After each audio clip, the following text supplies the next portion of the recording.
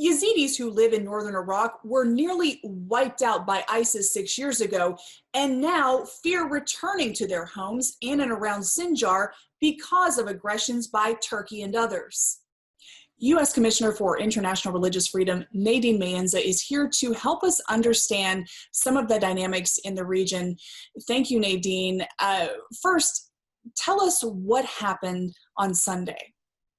Sure. On Sunday evening, Turkey commenced airstrikes on Sinjar in Iraq, and they did what they called Operation Claw Eagle. They named it, with over 81 airstrikes in this area of Sinjar, which is where the homeland for the Yazidi people, where they were victims of genocide in 2014. And in the same week these attacks happened, Yazidis were just starting to come back. They had about 200 families which had returned just a few days before these attacks. So it was very troubling to us, as well as many others around the world.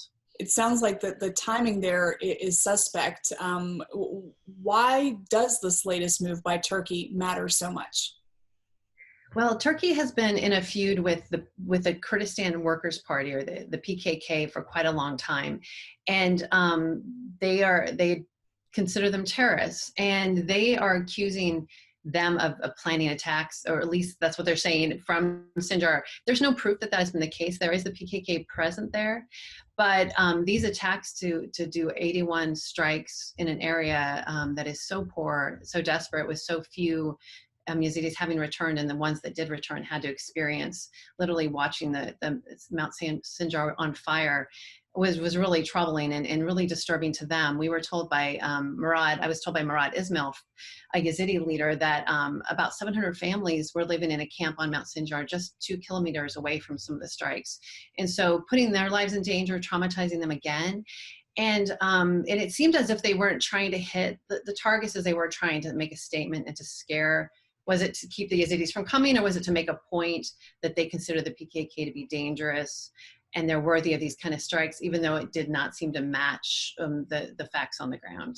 And it seems that we've seen this with President Erdogan from Turkey before, where when there's domestic problems at home, that you'll see him doing international efforts to draw attention away from that. We know, a lot of us remember when he arrested Pastor Andrew Brunson, the American pastor of a small church, and accused him of being a spy. Well, give us a sense of the current status of the Yazidi people. I mean, you mentioned that only a few families have gone back, that some were just starting to go back this week. You pointed out that 6 years ago they were nearly wiped out by the Islamic State. What is their status right now? Over 400,000 are still in camps in the Kurdistan region of northern Iraq, in Dohuk, and then some of them have also been able to immigrate away to other countries. And so there's been construction just starting to happen.